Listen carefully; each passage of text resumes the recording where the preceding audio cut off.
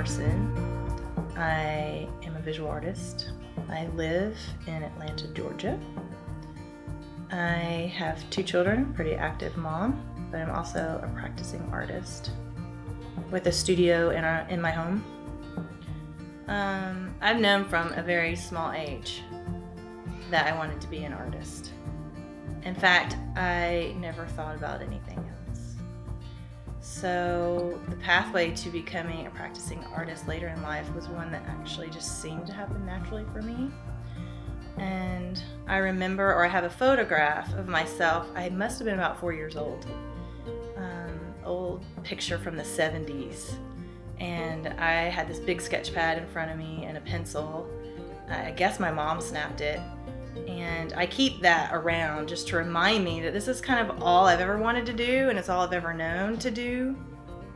And so when it came time to choose a career path, that was it. I really didn't take a lot of time to consider other things. I was like, I want to be an artist. And luckily enough, I went to also a small enough program in school, in college, that my professors were more like mentors to me, and I was like an apprentice. So I wasn't in really large classes. I was in very small classes, 2 or 3 students, with an artist who was not only a professor but also a practicing artist. And I learned a lot of that hands-on experience, and that just continued to feed my desire, like, this is really possible. I can paint or do mixed media or be a sculptor, and I may not necessarily make a lucrative living at it, but I could dream about it.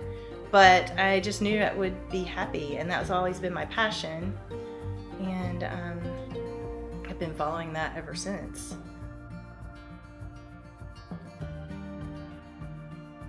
And actually, when I was in the middle of my studies, art studies, I was always told by profs, you need to have a series, you need to have a theme. So now, the last 5 years, 6 years, I have actually intentionally forced myself not to leave the subject matter and to stick with a theme.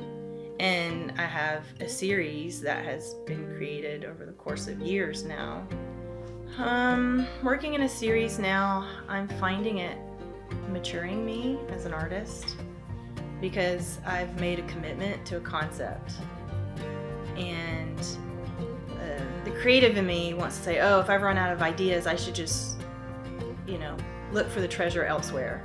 I've done this. I've mined this topic as much as I can. Let's move on. But because I've now picked a topic that is pretty much inexhaustible, like every time I continue to research, I'm finding more and more things that are inspiring me. Well, yes, a lot of people ask me now how I ever got on the topic of painting neurons. I certainly didn't do it because it's marketable. That there's a big demand for art about neuroscience. But it started from a very personal place.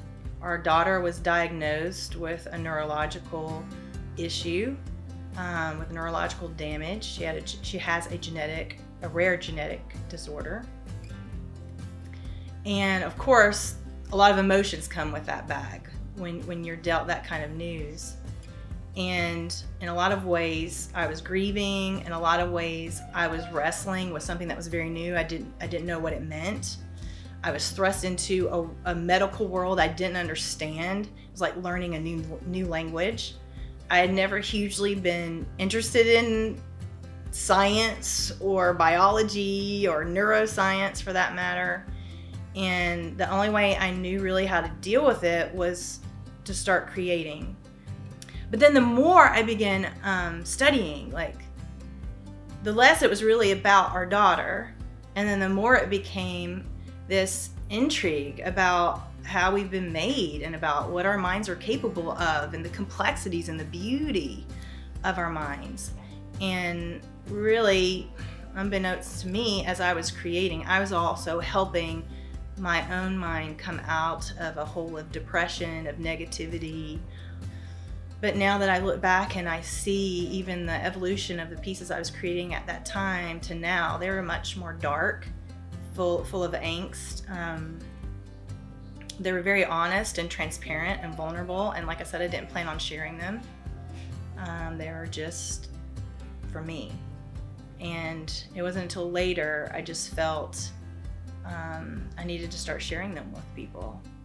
And so that just fueled the whole reason why I would create. I create to connect with people. And it helped me also to heal as I was being brought into other people's stories too, and being connected with people in a very real way. And I was invited to participate in a neuroscience exhibit. Who plans that?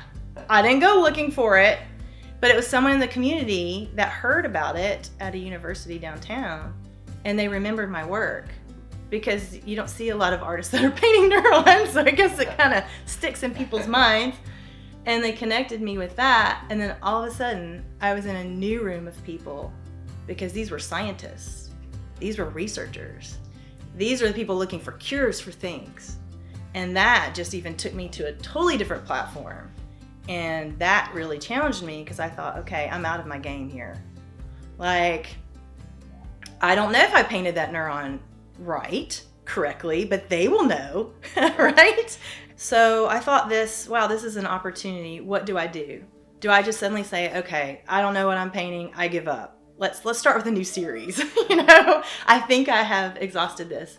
But then it really did inspire me, because it gave me a new frontier, which my new goal was then, okay, I want to create artwork that is scientifically realistic to bring in, to speak to that crowd, but loaded with the emotion that they're not used to seeing in images like that. But then I also want to then put myself in a position where I can also continue to reach the crowd that needs the encouragement, and they can very much resonate to the feelings of it, but they don't know so much about the science. So I've kind of found myself in this gap now, and I'm wondering, okay, where do I go from here, and what do I do? And I feel a bigger responsibility as an artist, and what I'm holding is very precious. So what do I do with it now? So I like pursuing the bridge building between communities that maybe I didn't have anything in common with before, but creating a platform where something can happen.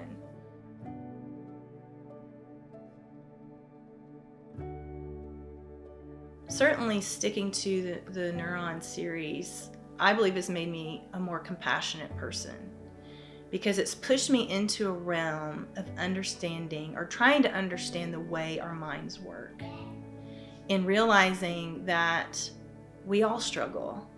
Not just my daughter, I have areas of my mind that need attention, that need to be restored. And the fact that with what they call neuroplasticity or neurogenesis, the fact that our mind has the ability to recircuit itself around damage to create new neural pathways, that's called hope. And when that kind of was highlighted to me through my studies and my own personal, development, that meant everything. And I thought, this is not just a message for me or for my daughter or our family. This goes way beyond. I've learned that hope is a choice.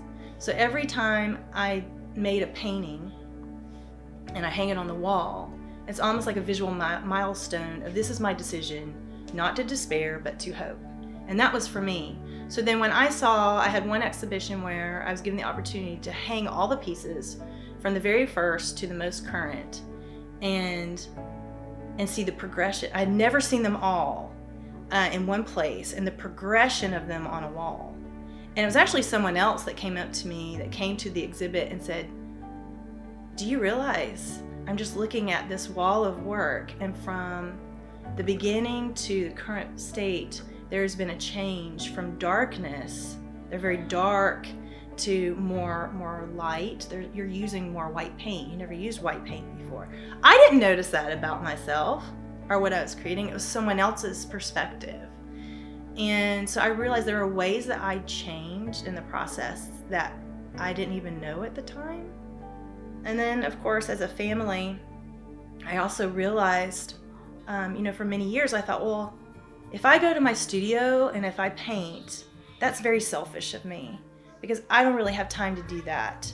I need to go to doctor's appointments. I need to make sure my kids are doing well and they're thriving, and my husband, and art is a luxury. I don't have time to do that. Well, then it was the fact that our daughter is nonverbal and she has complex communication issues. And suddenly I realized, and it really was through a friend actually who brought that to light, that said, wow, isn't it God's grace that he would put a nonverbal child in a family of artists who don't need words to express themselves? Whoa. I mean, whoa. And suddenly I was like, what did you just say? Because I needed to process that. And suddenly I realized, wow, this is like the most unselfish thing I could do for her. Because instead of going to my studio and thinking, oh, this is what I need to deal with this situation, this is about me and how I'm coping. And of course I was thinking of her too. But suddenly I had a new reason for why I needed to create. And it wasn't behind a locked studio door. No, now I need to leave my studio door open and let my children, my family members, or whoever have access to that creative process to see it to see it happening, and realizing that this is giving her, hopefully, a new way to express herself.